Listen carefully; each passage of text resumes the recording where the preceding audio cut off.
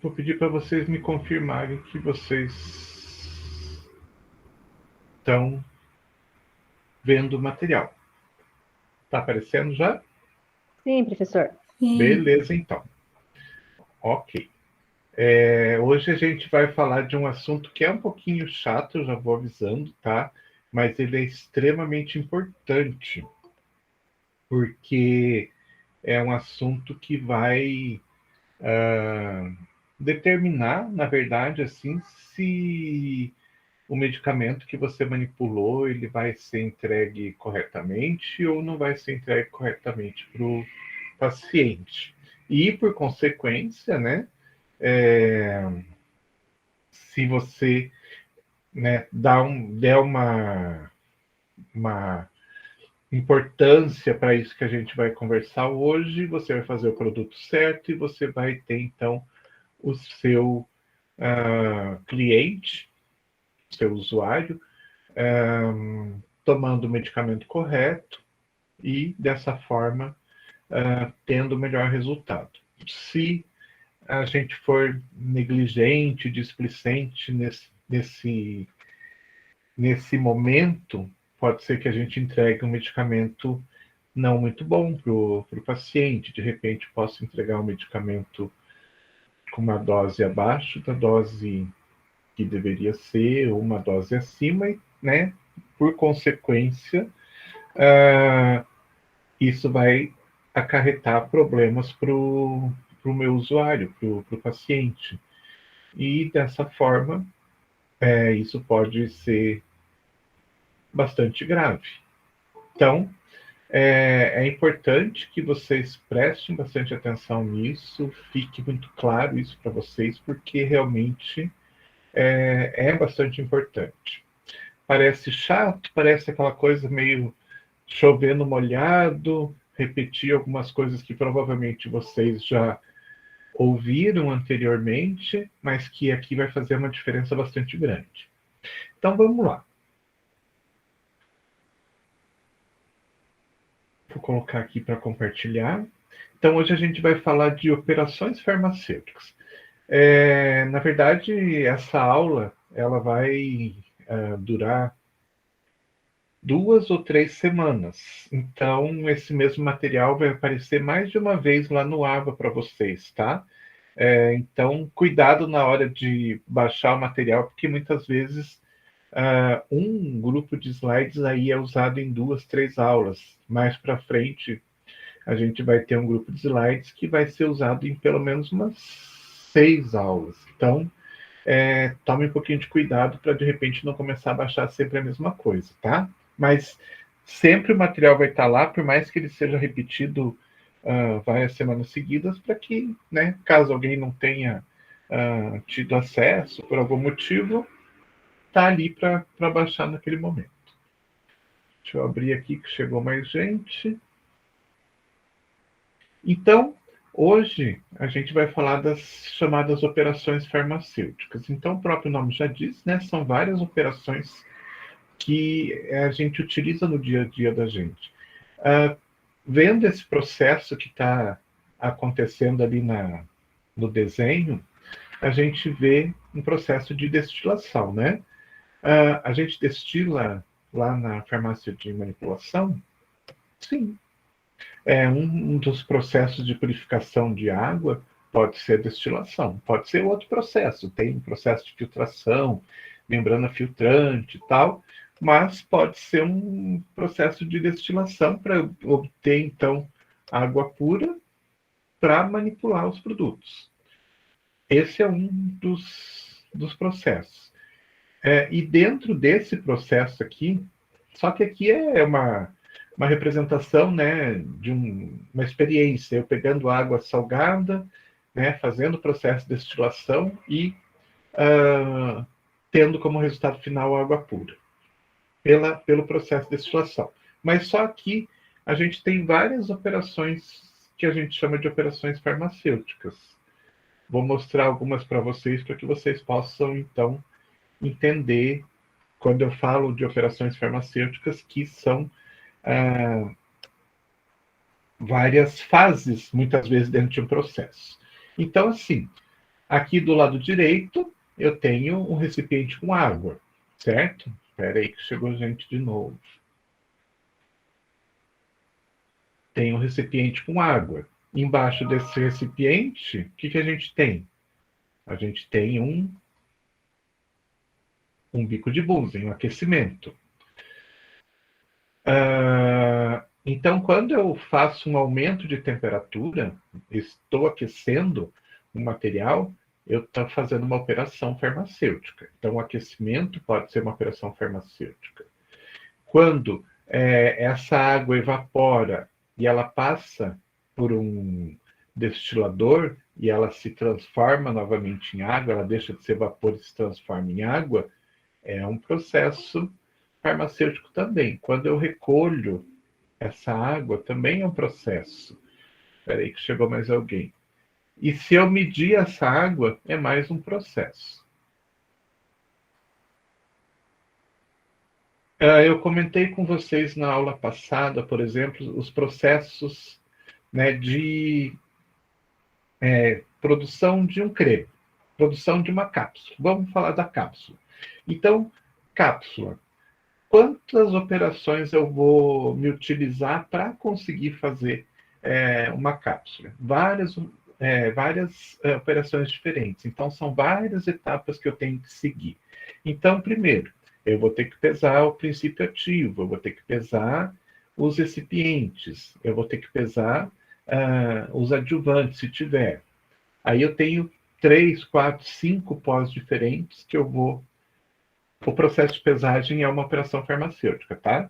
Eu vou ter vários pós diferentes, né, com características diferentes, com tamanho de partícula diferente, que para eu poder encapsular, colocar dentro de uma cápsula, eu vou ter que transformar todos esses pós em partículas do mesmo tamanho. Então, eu vou fazer um processo de trituração. Então, eu vou diminuir, né, por compressão, o tamanho das partículas. Vocês vão ver isso mais à frente, vão ver na prática também isso acontecendo.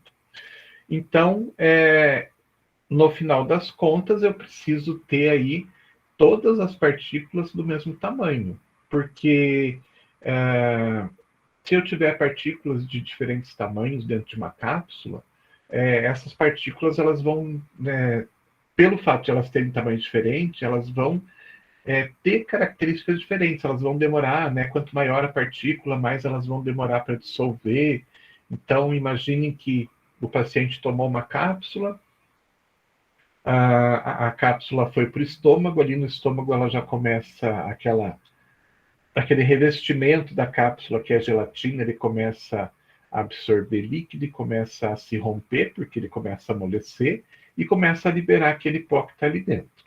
O pó que está ali dentro, ele vai entrar em contato com esse líquido e vai começar a se dissolver dentro desse líquido. Quanto maior o tamanho da partícula, mais demorado vai ser o processo de dissolver completamente. Vocês já devem ter visto isso em casa. Se você pegar, for fazer um café, por exemplo, e usar açúcar, o açúcar refinado, vocês percebem que o açúcar ele dissolve rapidamente. Se você usa o açúcar cristal, que tem um tamanho de partícula maior, vocês vão ver que ele demora bem mais para dissolver dentro daquele líquido. E vai acontecer a mesma coisa aqui. Quanto maior o tamanho da partícula, mais vai demorar essa partícula para se dissolver, se incorporar naquele líquido e começar o processo de absorção, né, de passagem para a parte interna do organismo. Então, isso pode influenciar no início da atividade do fármaco, e isso pode influenciar também, inclusive, né, se eu tiver partículas de tamanhos muito diferentes, pode ser que o processo de absorção acabe sendo mais lento e o organismo vai absorvendo aos poucos e não consegue, de repente, atingir aquela concentração ideal do medicamento dentro do nosso organismo. Então, tudo isso tem que ser levado em consideração. Então, quando eu estou fazendo a cápsula, eu vou primeiro pesar, né, os diferentes pós, depois eu vou misturar esses pós e vou triturar todos para que todos fiquem dentro de um mesmo tamanho de partícula, para daí começar a fazer o processo de adicionar esse pó dentro da cápsula. Então, eu tenho aí pelo menos 3 operações diferentes. Então, dentro de cada processo de manipulação, de cada forma farmacêutica diferente, eu vou ter aí vários processos. Se eu for fazer um creme, por exemplo, eu preciso pesar a matéria-prima, eu preciso aquecer as matérias-primas, eu só consigo fazer um creme se eu aquecer, eu vou ter que colocar essas matérias-primas num agitador, tipo um liquidificador que vocês vão conhecer mais tarde, para que elas se incorporem uma substância, acabe, digamos assim, se incorporando na outra, para que lá no final eu tenha o creme. Então, são várias etapas com ações, atividades diferentes que eu tenho que fazer para conseguir chegar lá no final. E essas operações, então, a gente chama de operações farmacêuticas, ok? Então, a gente pode definir operação farmacêutica como aquelas que têm como objetivo a transformação de um fármaco em uma forma farmacêutica. Então, todas as etapas que a gente passa, né, para transformar um fármaco, um princípio ativo, em uma forma farmacêutica, uma cápsula, um gel, um creme, eu vou precisar dessas mais variadas operações farmacêuticas. E assim, né, quando a gente se utiliza dessas operações de forma correta e a gente faz todos os processos corretamente, a gente vai chegar lá no final, né, com o produto dentro das características ideais para a utilização do paciente. Agora pense o seguinte: se eu não faço a trituração daquele princípio ativo que eu falei, e eu tenho tamanhos diferentes de partículas, quando o indivíduo tomar a cápsula, o que vai acontecer? Ele vai começar a ter partículas menores, que vão se dissolver mais rapidamente e já começam a ser absorvidas. As partículas maiores, elas vão demorar mais tempo, elas vão, então, atrasar, digamos assim, o processo de dissolução, e elas só vão começar, essas maiores, elas só vão começar a ser absorvidas, né, mais tardiamente. Dessa forma, a gente não vai conseguir ter aquela concentração ideal de princípio ativo absorvido, que dê aquela concentração que a gente realmente precisa para ter um efeito farmacológico. Então, isso é bastante importante. Então, a gente fazendo os processos corretamente, a gente pode garantir o resultado final, né? Ter um fármaco que a gente pode dar essa garantia, essa certeza que realmente o fármaco ele vai agir como ele tem que agir para trazer os melhores resultados para o paciente. Essas operações que a gente chama de farmacêuticas, então, a gente divide elas em 2 grandes grupos, de acordo com as características que essas operações tomam. Então, a gente pode dizer que as operações farmacêuticas, elas se dividem num grupo de operações chamadas físicas e num outro grupo de operações chamadas mecânicas. Tem diferença? Tem. Por isso que elas são separadas, senão elas ficariam todas dentro de um grupo só. Então, vamos ver as diferenças das operações físicas e operações mecânicas. Então, quando a gente fala de operações físicas, a gente está falando de modificações que acontecem, que podem ser por um tempo, né, transitórias, ou podem ser para sempre, permanente, do estado físico dos corpos a elas submetidos, sem alterar a composição química. Então, quando eu faço esse tipo de operação, eu vou mudar alguma coisa, e não é a composição química. A composição química vai continuar a mesma. É o estado físico. Então, de repente, eu tenho um líquido, ele se transforma num sólido, eu tenho um sólido, ele se transforma num líquido, tem um líquido, ele se transforma num gás, mas o princípio ativo que está contido ali dentro, ele continua com as mesmas características, ele não muda de sua composição, ele não é alterado por esses processos. Deixa eu só abrir lá novamente.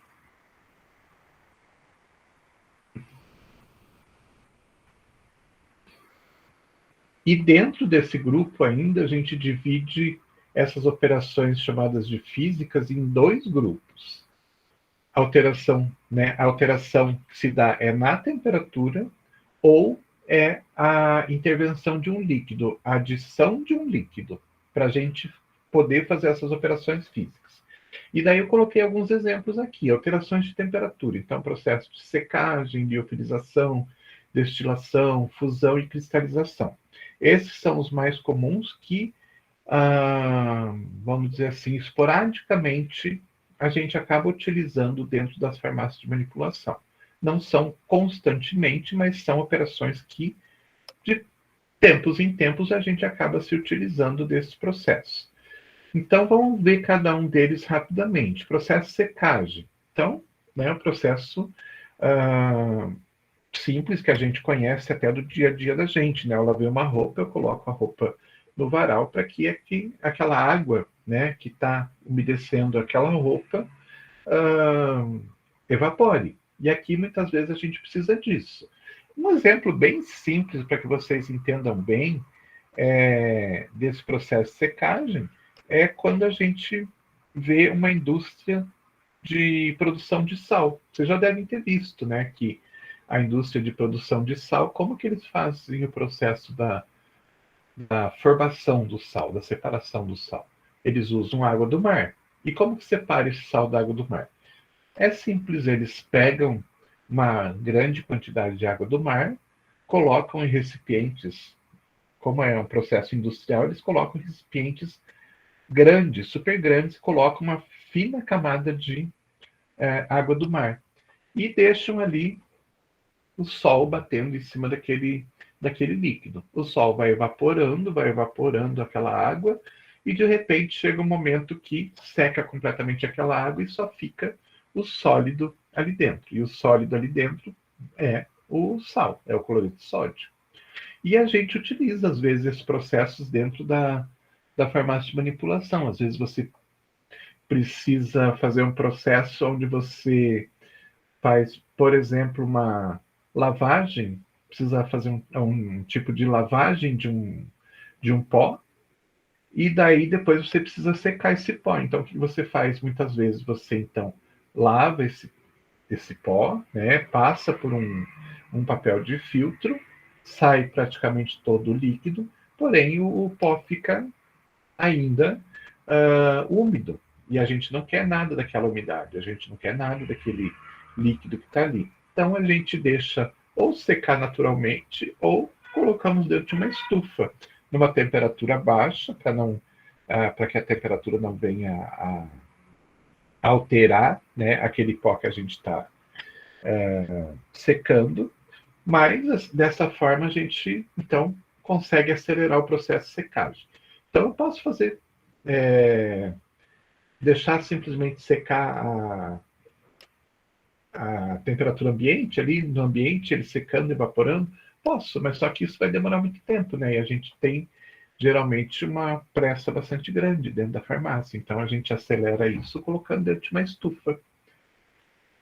Outro processo que a gente tem que também trabalha com temperatura é a liofilização. Mas eu vou deixar isso por último, porque ele é o único que é exceção aqui dentro dessa questão de alteração de temperatura.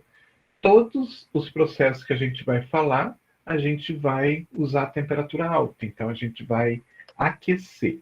E a liofilização é o único processo que a gente não aquece, ao contrário, a gente utiliza baixa temperatura. Então eu vou deixar por último para ficar bem claro. Então, secagem a gente utiliza a temperatura mais alta. A destilação é aquele processo que a gente viu lá na capa dos slides, né? Então é um processo que vocês já conhecem e é um processo então que a gente utiliza muito na farmácia de manipulação para obter água purificada. Ah, mas a gente não usa a água da torneira não é tratada? Ela é tratada, né? Porém, o que acontece?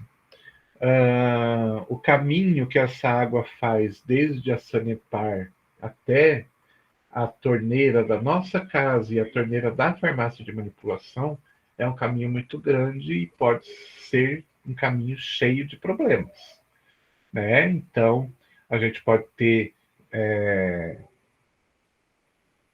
ainda a gente tem uma parte da tubulação que é de ferro, e esse ferro ele vai enferrujando, ele vai se soltando, mesmo que sejam micropartículas de ferro, mas vai se soltando, ele vai fazendo parte da água, e quando chega lá na nossa torneira, a gente vai ter esse ferro, então, na água que a gente está tirando da torneira. Então, se eu utilizo essa água diretamente da torneira, esse ferro que está ali na forma de íon, ele pode trazer problemas bastante grandes. Também a gente vai ver isso mais lá na frente. Então, eu não posso confiar naquela água que foi tratada, porque o caminho que se percorre pode acontecer muitas coisas, né? Desde a Sanepar até o local onde a gente tem a farmácia, pode acontecer um monte de coisa. Se eu estou, por exemplo, a minha farmácia é numa residência, eu tenho caixa d'água. A caixa d'água está lá, está bonitinha, tudo. Faço o processo de limpeza periódico, como é obrigatório a gente fazer. Porém, de repente, né, acontece alguma coisa, um vendaval, alguma coisa assim, abre aquela tampa daquela caixa e a gente não percebe e começa a, sei lá, aparecer bichos ali, né? Caindo bicho dentro da água. É, pode acontecer, né? Então, a gente tem que fazer um processo, né, de tratamento dessa água dentro do nosso laboratório, para que a gente tenha a certeza de que aquela água é uma água pura.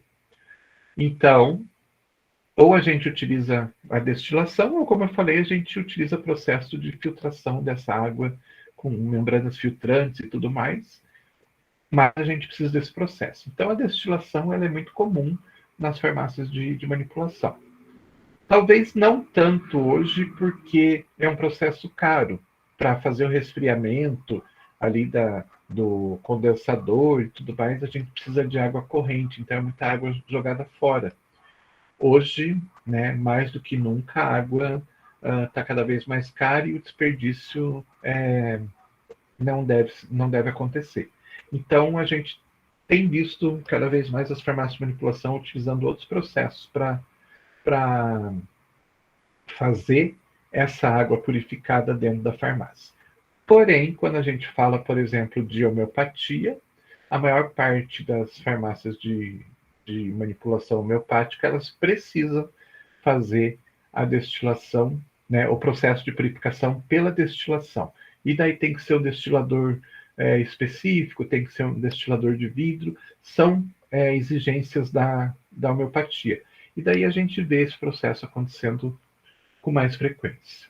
Fusão é um processo também que a gente vai transformar um sólido num líquido, né? Então a gente sabe que todo sólido tem um ponto de fusão a partir daquela determinada temperatura, o sólido passa para o estado líquido e a gente utiliza bastante o ponto de fusão para a gente determinar a, a qualidade, né, e determinar que certas matérias-primas que a gente compra são exatamente aquilo que está sendo falado. Então, a gente utiliza muito no controle de qualidade. Quando a gente compra a matéria-prima, a gente tem que fazer o controle de qualidade e um dos testes que a gente faz é exatamente esse, ponto de fusão. E ponto de fusão é um teste que a gente faz que cada matéria-prima, cada substância tem um ponto de fusão diferente. É difícil a gente encontrar dois produtos que tenham ponto de fusão igual. Então é quase uma digital, né, para uma matéria-prima. Então a gente faz muito ponto de fusão bateu certinho com o ponto de fusão daquela substância que a gente acha nos livros. Então, a gente já consegue considerar aquela matéria-prima como sendo aquela matéria-prima realmente que a gente comprou e que entregaram para a gente. Cristalização também é um processo que a gente utiliza um pouco de aquecimento, e é um processo que hoje a gente já não está mais utilizando tanto na farmácia de manipulação. Mas antigamente, eu digo antigamente, há poucos anos atrás, a gente tinha um processo que era bastante comum. Talvez alguém até tenha utilizado esse produto. Muitos dentistas prescreviam gel de clareamento dental. Então, você mandava manipular um gel, colocava num molde, numa moldeira, e colocava, então, encaixava essa moldeira nos dentes e ficava lá um tempo para que aquele gel, aquela substância que estava dentro do gel, na verdade, fizesse o processo de clareamento.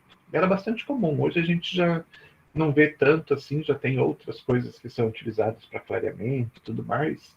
E as coisas vão se cada vez mais se especializando, se diferenciando, e muita coisa acaba ficando meio para trás. Mas a gente utilizava muito esse processo de cristalização para fazer essa substância que a gente adicionava no gel, que era o peróxido de carbamida.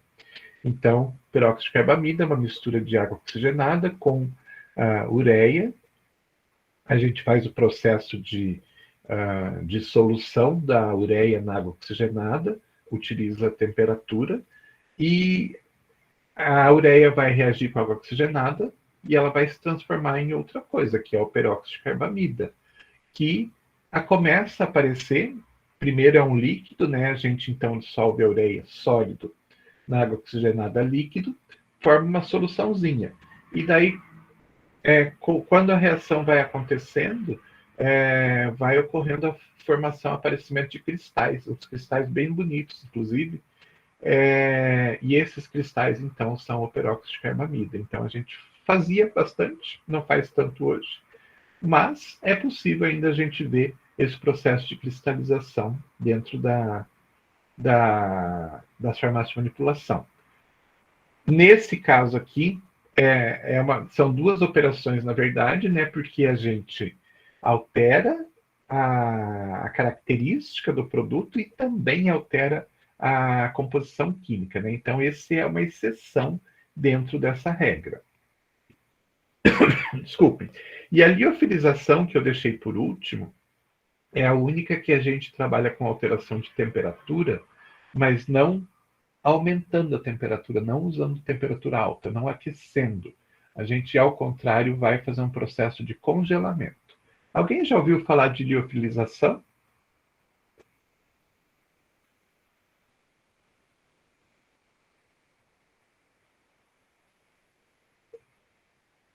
Não?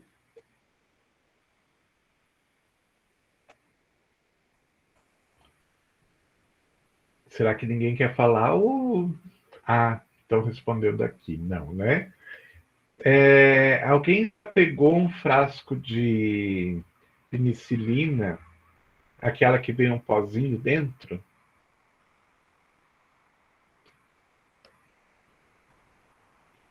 Já? Sim. Aquele pozinho é um pozinho bem interessante, né? Um pozinho que você olha assim, ele é bem fininho, ele é bem. É quase um fungo, sei lá, alguma coisa assim. Parece um fungo, parece uns pelos de algum animal bem fininhos, bem leve e tudo mais. Aquilo ali é um produto que foi liofilizado. Então, o que é a liofilização? É uma passagem de um produto de um estado líquido para o estado gasoso sem passar pelo aquecimento. Então, vamos pensar o seguinte: se eu fizer um cubo de gelo, e eu quero transformar esse cubo de gelo em vapor, quero que aquela água vire vapor, o que vai acontecer? Eu preciso aquecer aquela água para derreter aquele gelo que estava sólido, para ele se transformar em líquido, né? E aquecendo mais ele vai evaporar, vai virar vapor. Na liofilização, a gente utiliza.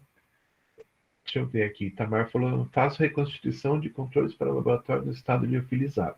Então, é um pozinho bem fininho, não é? E é um pozinho que, na verdade, quando a gente faz a reconstituição, ele dissolve bem rápido. Por quê? Porque ele já veio geralmente da água.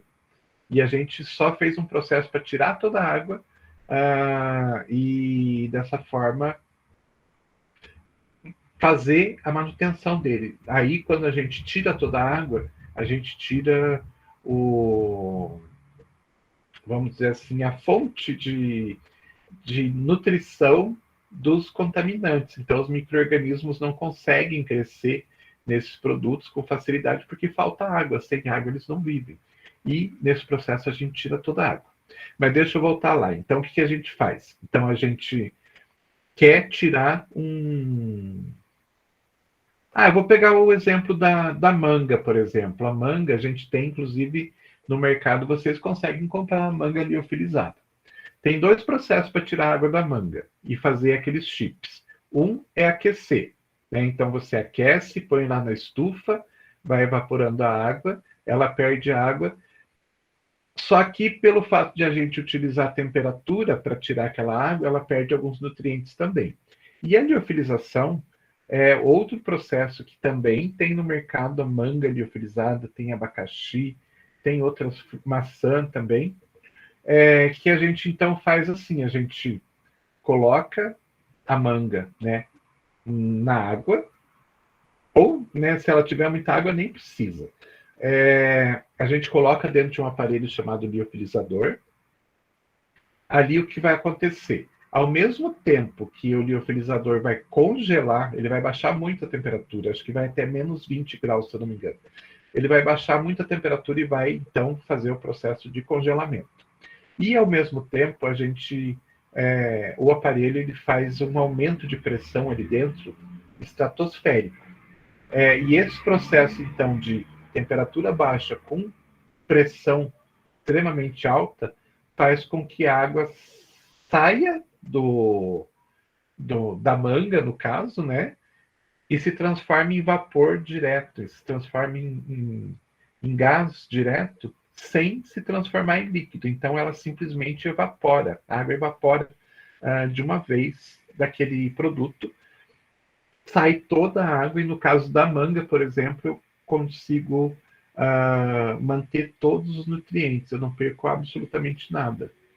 E então isso é muito bom no caso dos medicamentos, no caso da penicilina, por exemplo, porque eu não preciso aquecer para eu conseguir obter aquele pó. Né? Se eu aquecesse, provavelmente a penicilina iria se perder pelo aquecimento. Então, esse processo de liofilização é bastante importante para isso. Ok? Ficou claro isso?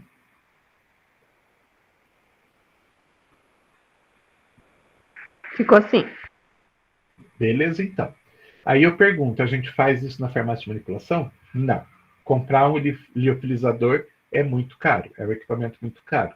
Mas, às vezes, a gente compra algumas matérias-primas que foram liofilizadas lá na indústria.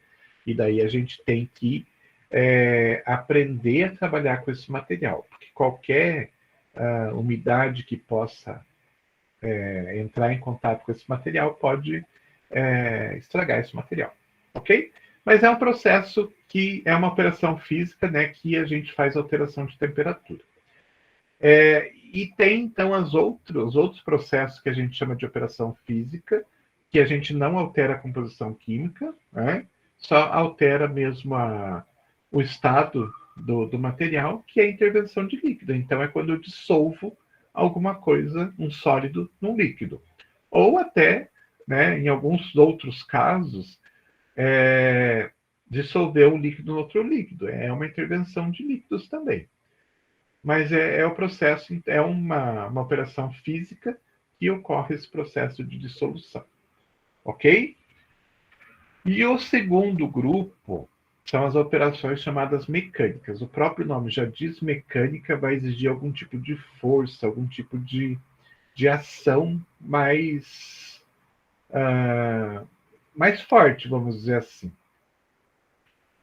Ou até mesmo algum tipo de ação manual. Mecânica, tem alguma coisa com movimento, com a gente precisar mexer, ou a gente precisar se utilizar de força. Então, também a gente divide em dois grupos.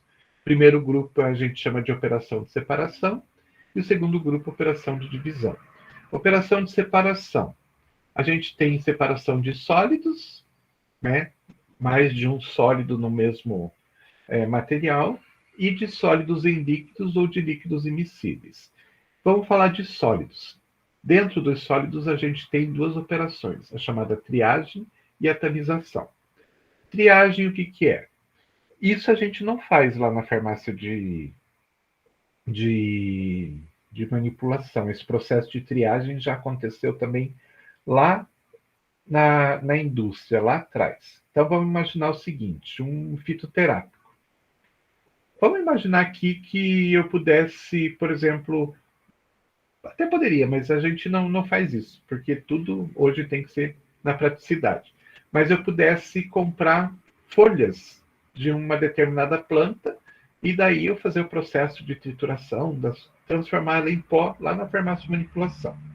Então, eu vou ter que comprar de um produtor essas folhas, né? E o produtor, então, ele tem todo um processo lá, ele planta, ele colhe e ele seca essas plantas, né? Para depois ele poder vender. E digamos que essa planta especificamente que eu quero comprar, a parte usada dela é só folha. Muito bem. Então eu falo lá para o produtor, olha, eu quero comprar essa planta na forma de folha. Tudo bem. E ele vai me vender. Só que nesses processos, eles são meio mecanizados e muitas vezes não se consegue separar, né? Então, quando o produtor ele pega a planta para secar, ele não vai ficar arrancando folha por folha.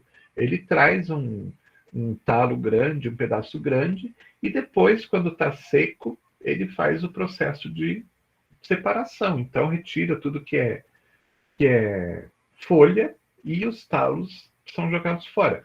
Porém, às vezes vem um talo junto, ou no mesmo no processo de secagem, ou no processo de retirada das folhas, colocar isso dentro de um recipiente para vender, pode acontecer de vir outros contaminantes. Às vezes vem um pouco de terra, dependendo do tipo de material, às vezes pode vir um inseto, às vezes pode vir um pelo de um animal que estava grudado ali na, na folha.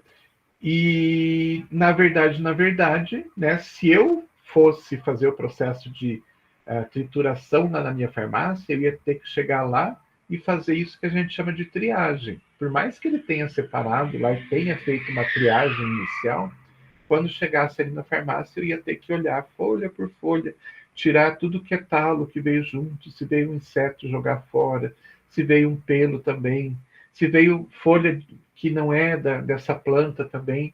Isso é o que a gente chama de triagem. Hoje a gente não faz isso na farmácia de manipulação, mas lá nos processos anteriores, lá no produtor, ou quem beneficia, isso tem que ser feito. E é uma operação de separação, porque eu vou separar a folha do restante que não é importante para mim.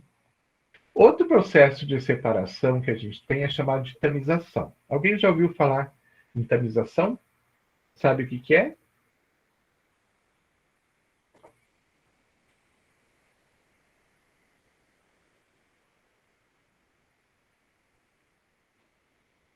Não? Mas se eu falar, se alguém já peneirou farinha para fazer um bolo, todo mundo vai dizer que já, né? Não me digam que nunca fizeram um bolo. Ok. Então, quando a gente fala tamização, a gente está falando do processo de passar por peneira. Só que a gente, na farmácia de manipulação, a gente não fala peneirar, vou peneirar o pó. Não. A gente vai tamizar. Porque a gente não tem peneiras, a gente tem tamizes.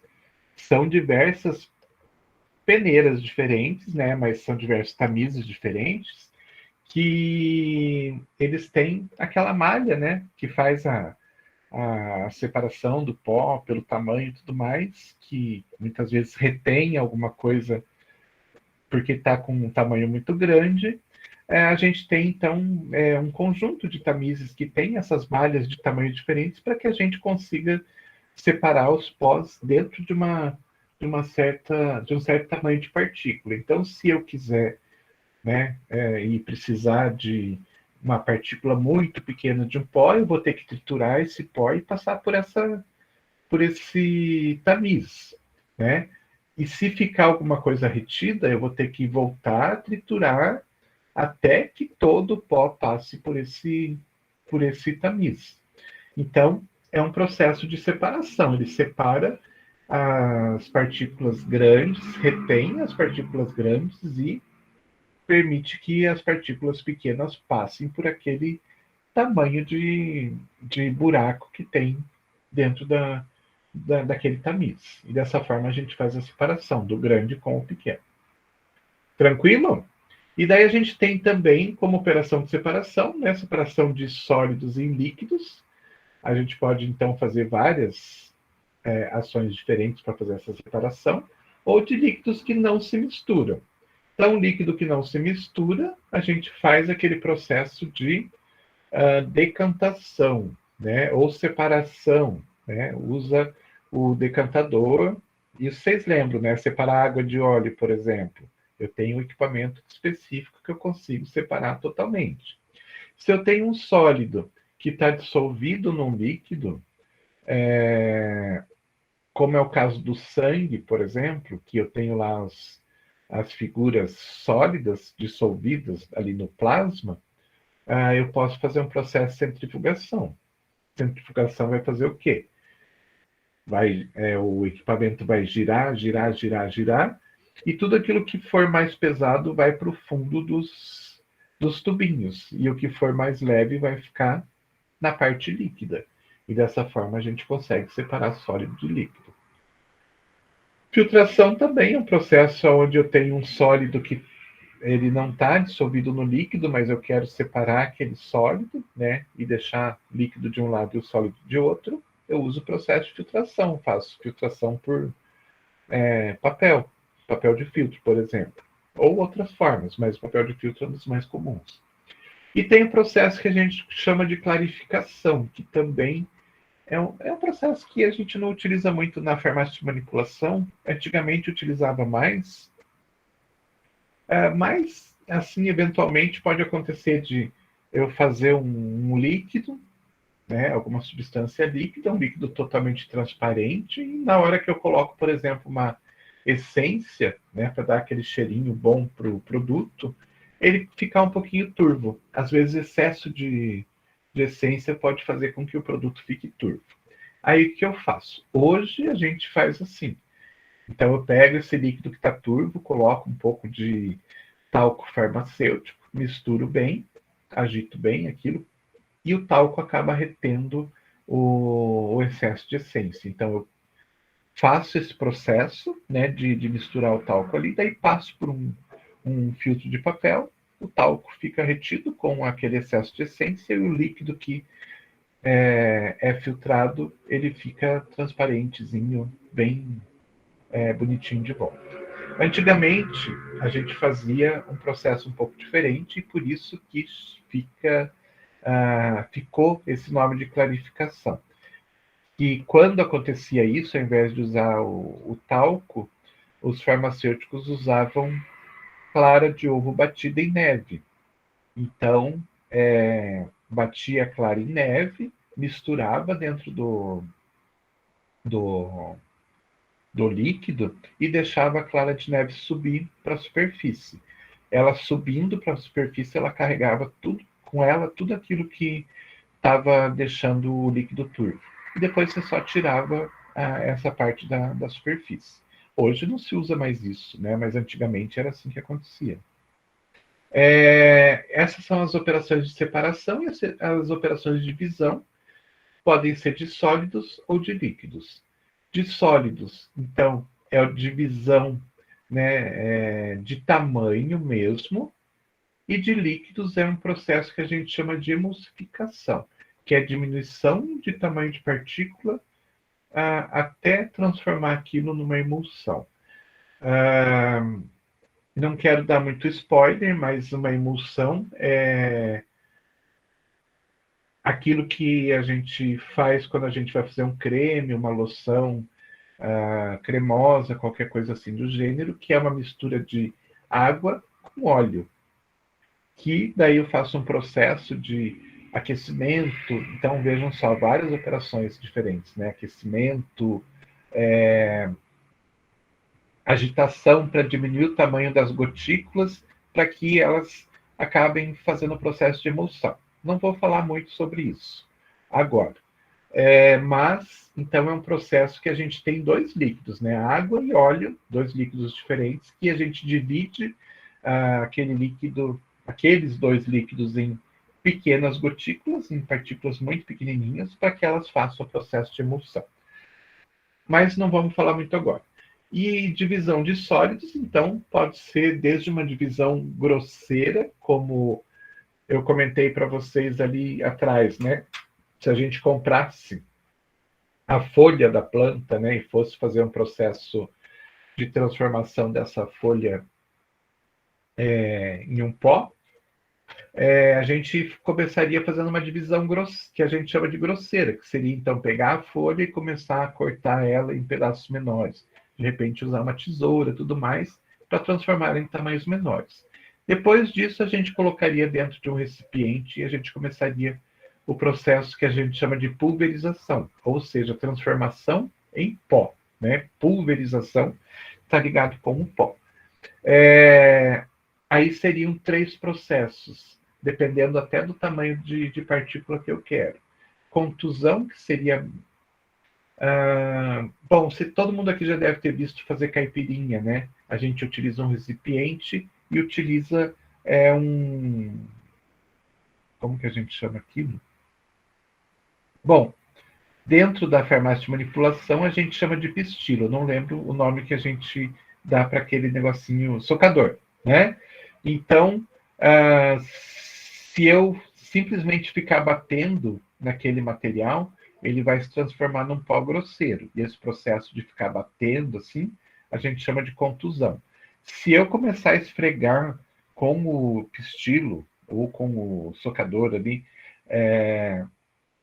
esse material nas paredes do recipiente, ele vai se transformar num pó mais fino, e a gente chama esse processo de trituração. E se eu quiser deixar esse produto com pó mais fino ainda, eu vou adicionar alguma substância, geralmente a gente utiliza um pouco de glicerina, que é uma substância viscosa, e daí a gente faz essa trituração com esse líquido junto, porque daí quando o pó está junto com o líquido, a gente consegue deixar ele com um tamanho de partícula menor ainda.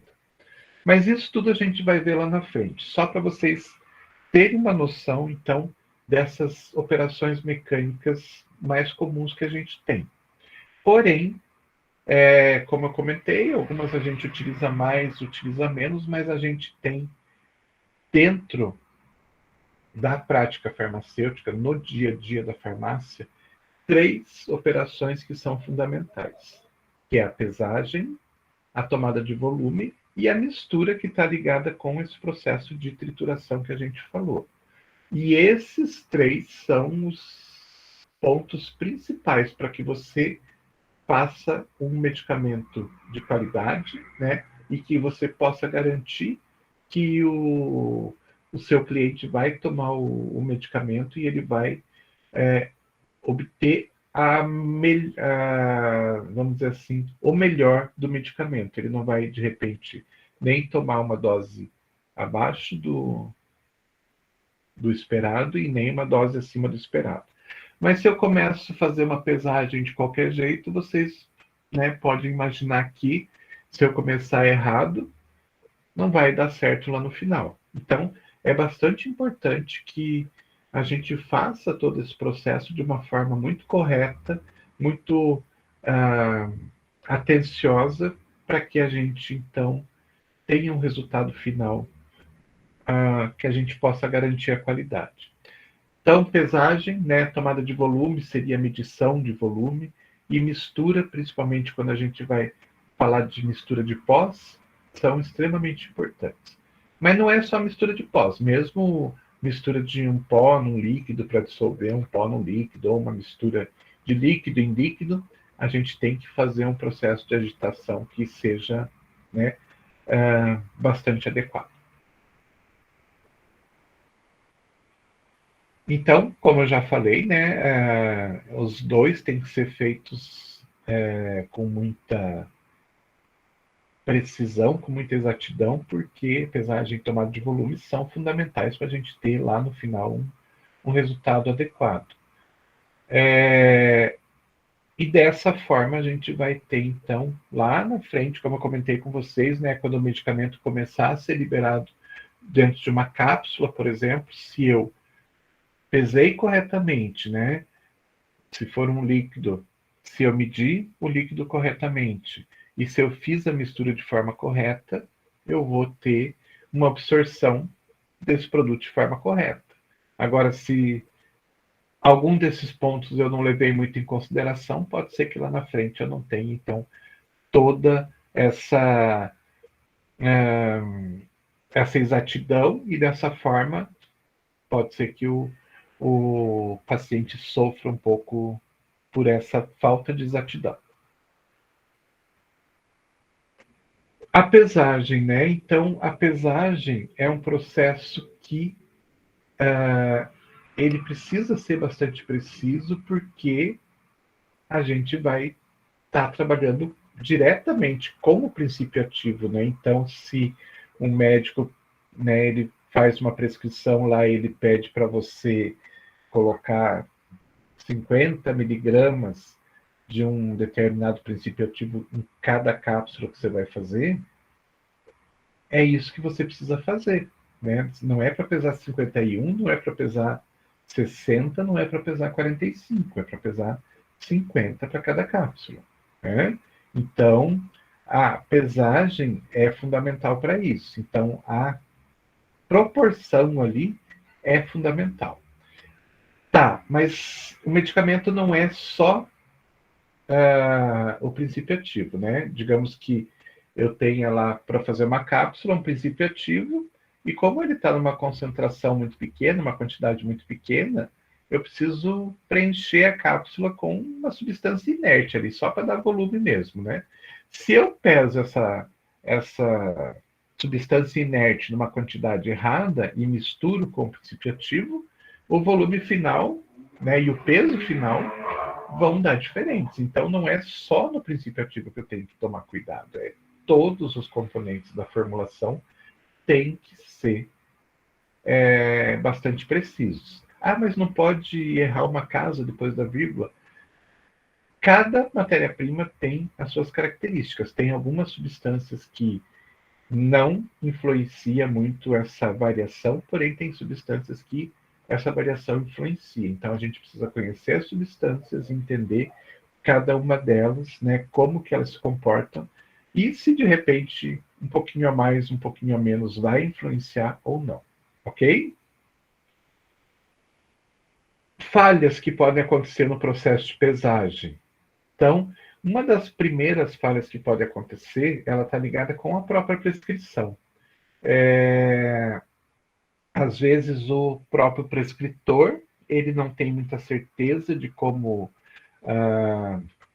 descrever aquilo que ele quer, ou, né, a forma como ele escreve. Vocês sabem que tem muito médico que até hoje ainda escreve com letra difícil de se entender.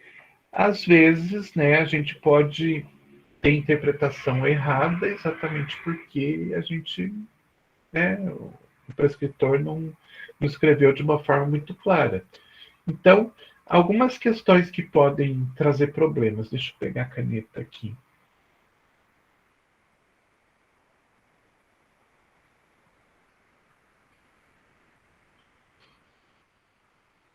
Miligramas e gramas. Tem diferença gigantesca em questão de peso. Tem uma questão bastante grande, né? São dois, é um abismo entre os dois. 1 miligrama e 1 grama, né, são pesos bastante diferentes. Porém, às vezes os médicos, não só os médicos, né, os prescritores de uma forma geral, eles não sabem como colocar isso. Então, às vezes a gente encontra assim. ah, Vou tentar escrever aqui. Não liguem porque é difícil escrever com mouse. Então, mg como miligrama, tá certo? Algumas vezes, como que eles escrevem? MCG, achando que é a mesma coisa. Só que MCG é outra coisa completamente diferente. Faz alguma coisa assim, escreve o G, e a gente não consegue muitas vezes ver o M direito ali, e você interpreta errado. Alguém escreveu alguma coisa? Não, professor, eu ia comentar que o MG para MCG é o que mais acontece. Pois é. E tem um que é pior, né? Porque esse aqui a gente consegue identificar mais facilmente. Mas tem um que é pior, que é o micrograma, né? Que, putz, desculpa aí, gente, deixa eu colocar de volta aqui. Que o micrograma, então tem gente que escreve. Peraí.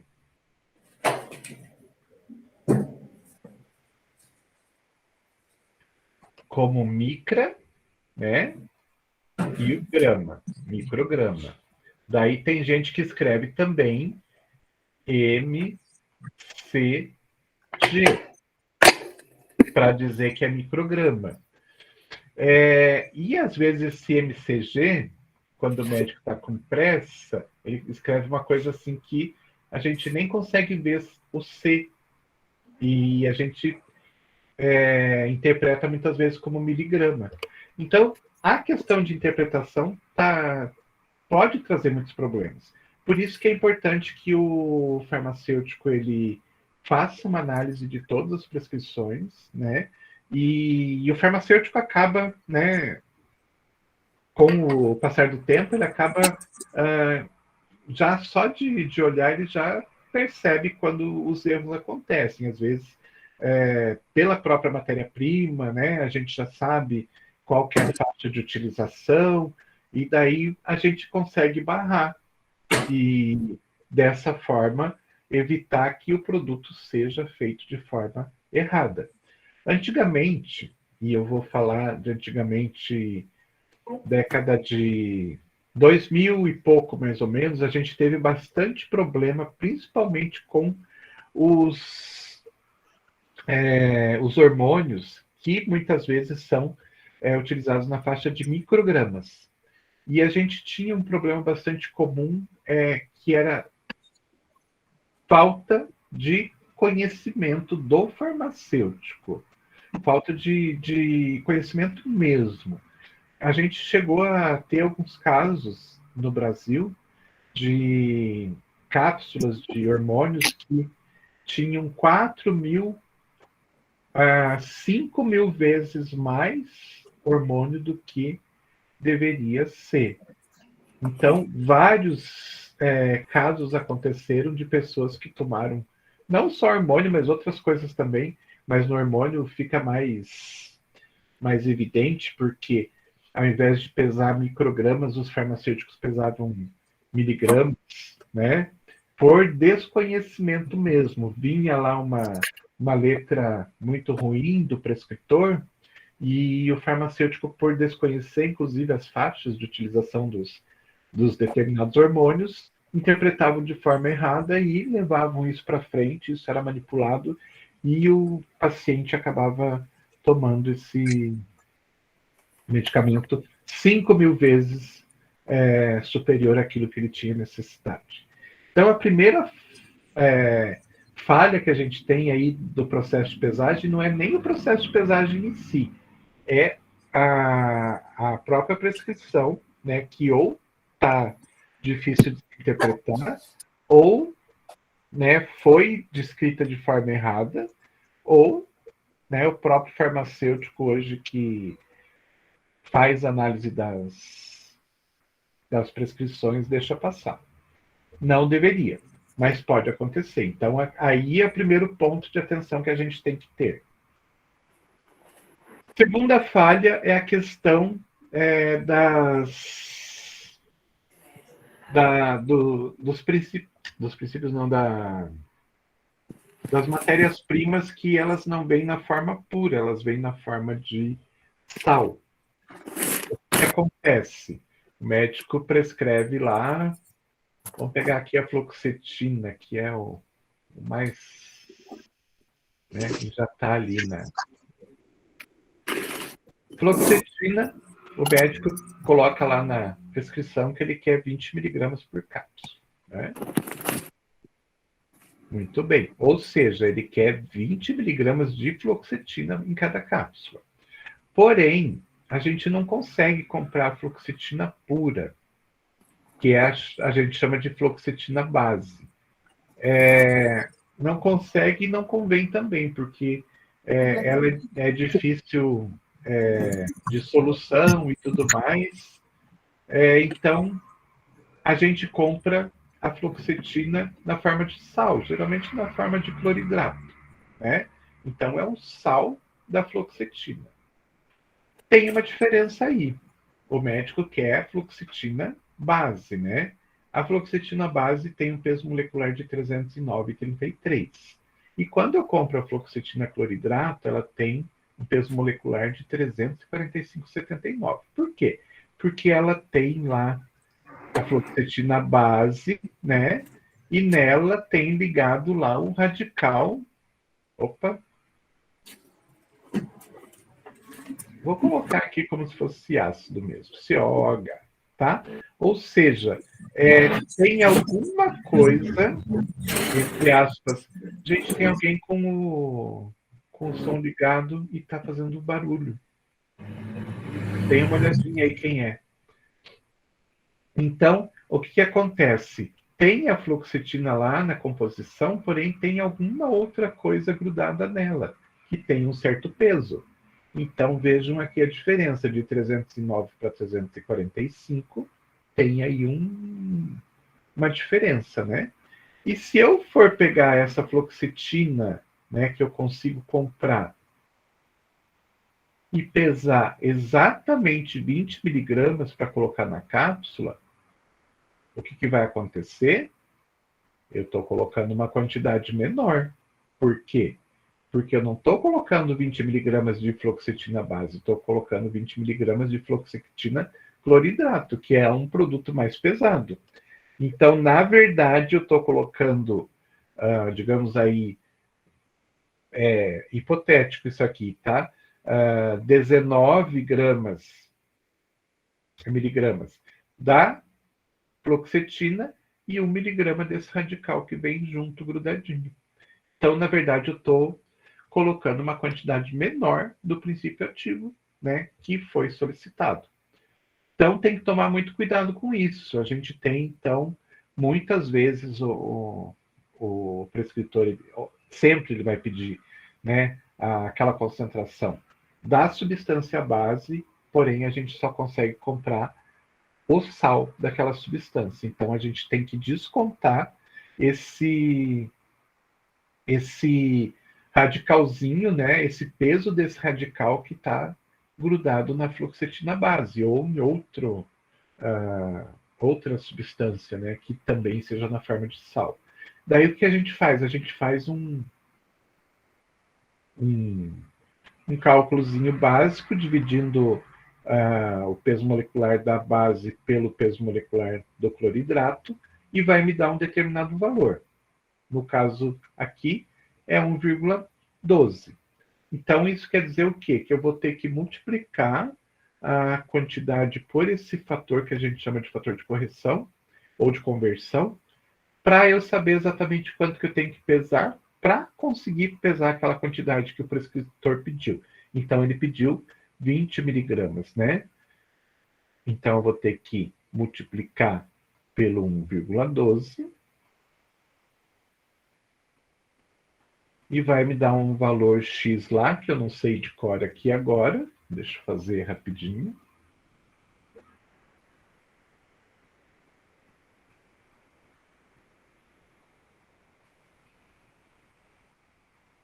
Vinte vezes 1,12.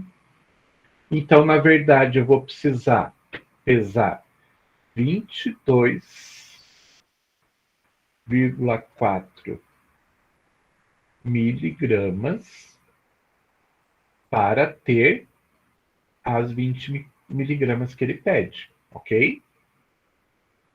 Ficou claro isso, gente?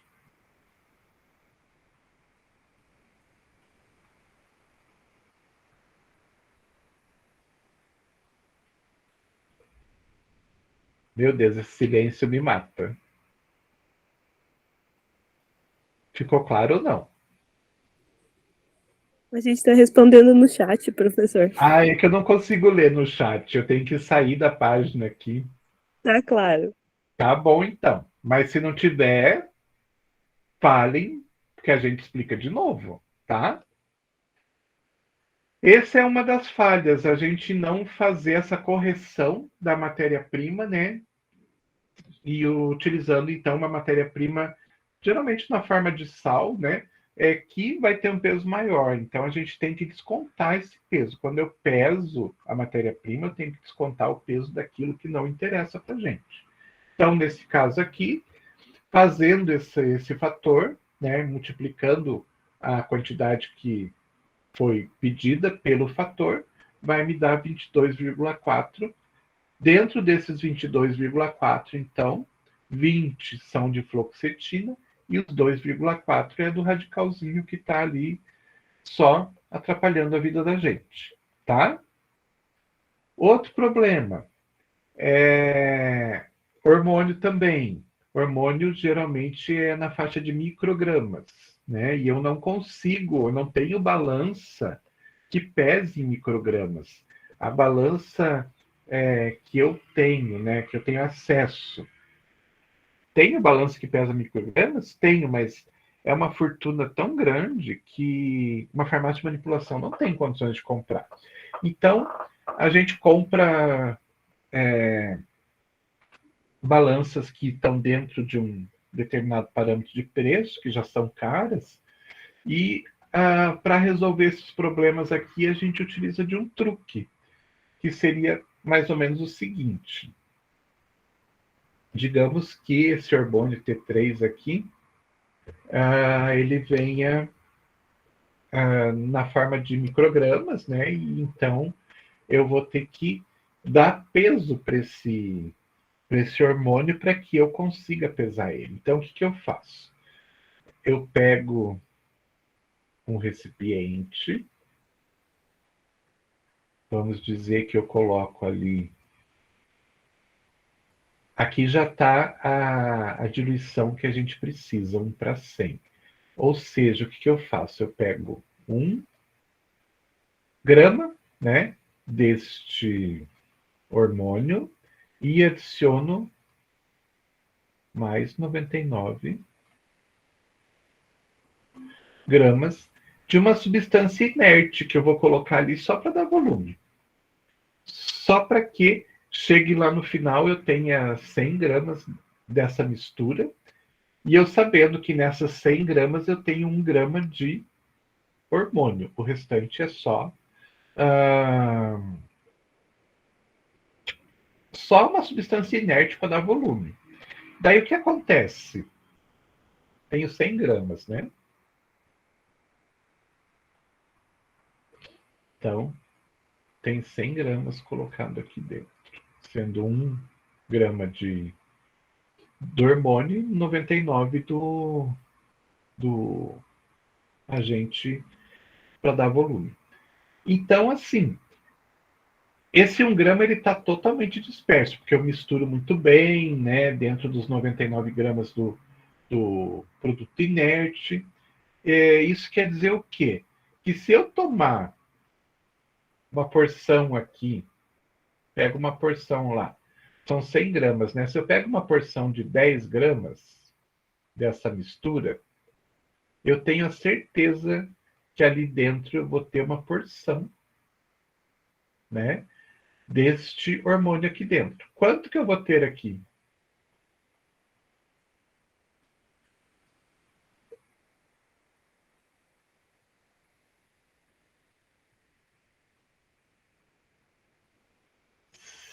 — 0,1 gramas ou 100 miligramas, né?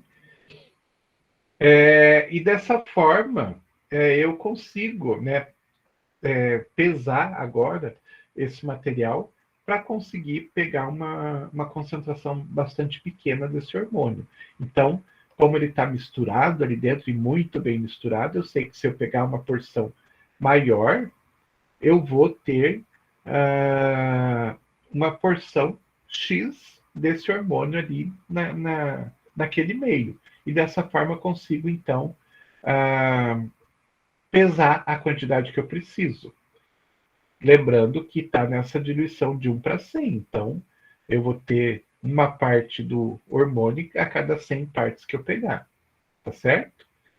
Ficou claro isso, gente? Esse é meio complicado mesmo. É mais fácil vocês entenderem na prática, no dia a dia, do que a gente ficar explicando aqui.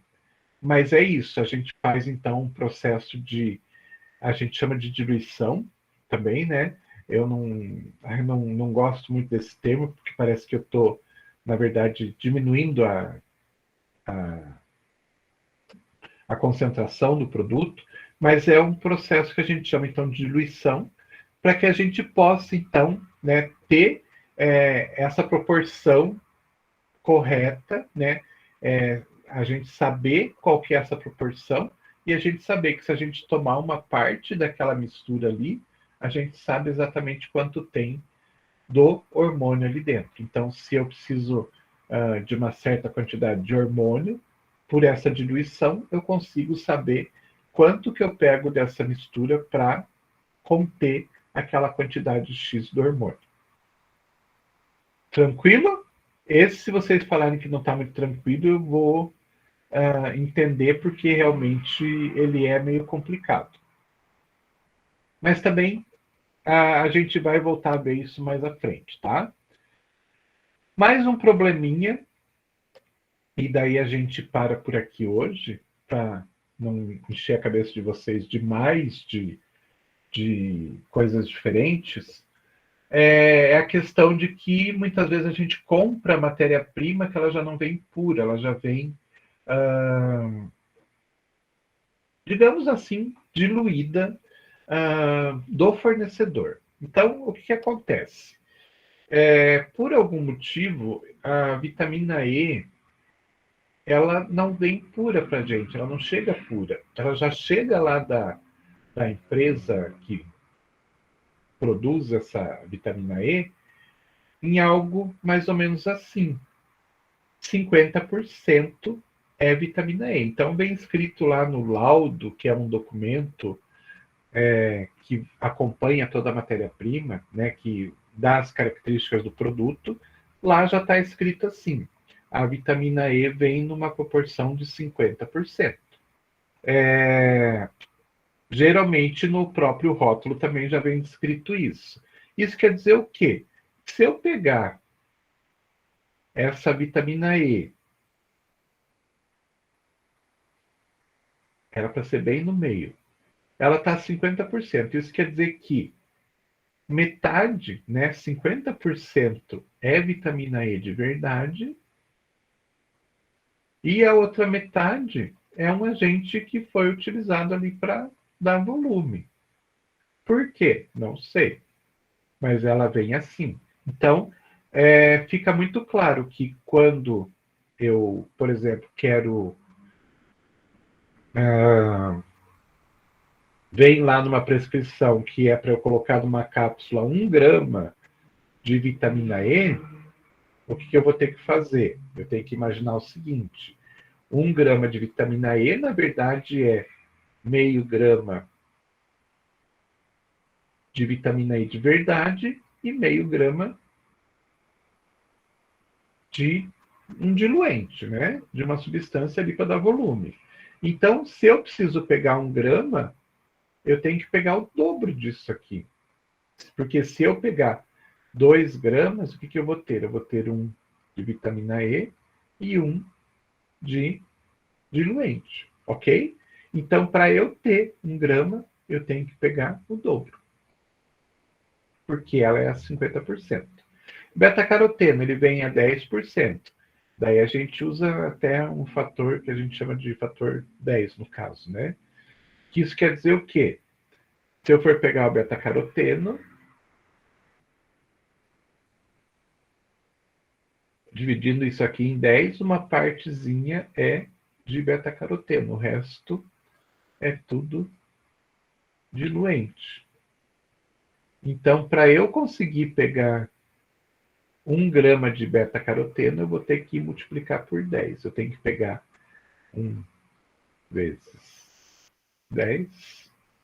Eu vou ter que pegar 10 gramas dessa mistura aí, porcaria, para conter 1 grama de beta-caroteno. Os outros 9 são diluentes.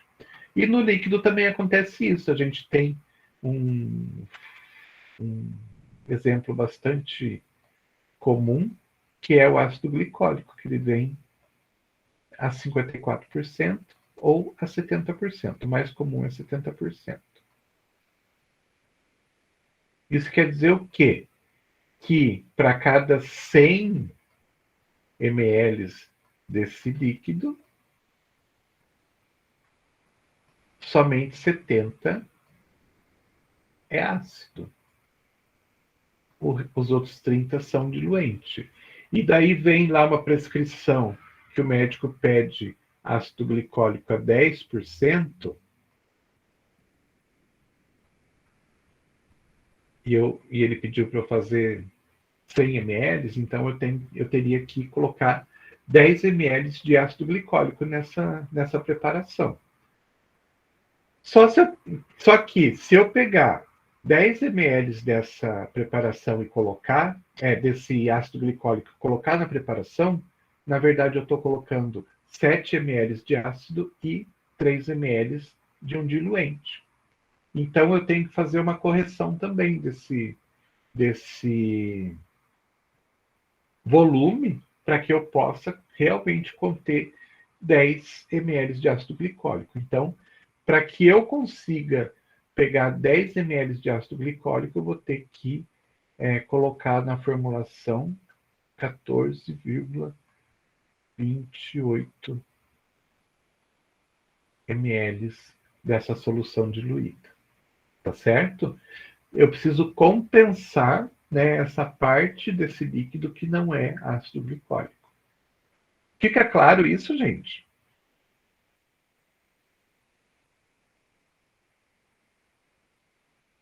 Sim. Sim. Ok. Uma coisa que vocês precisam ficar bastante conscientes é que dentro da farmácia de manipulação a gente tem bastante cálculo.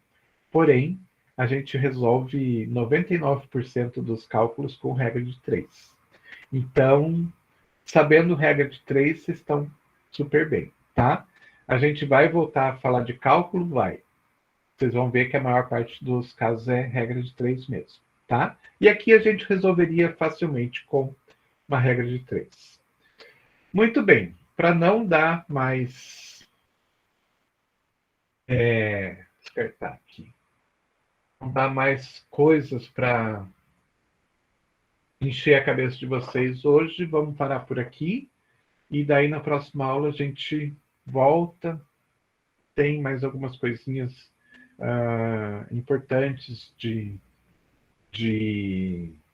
né, desses processos todos que são importantes a gente levar em consideração.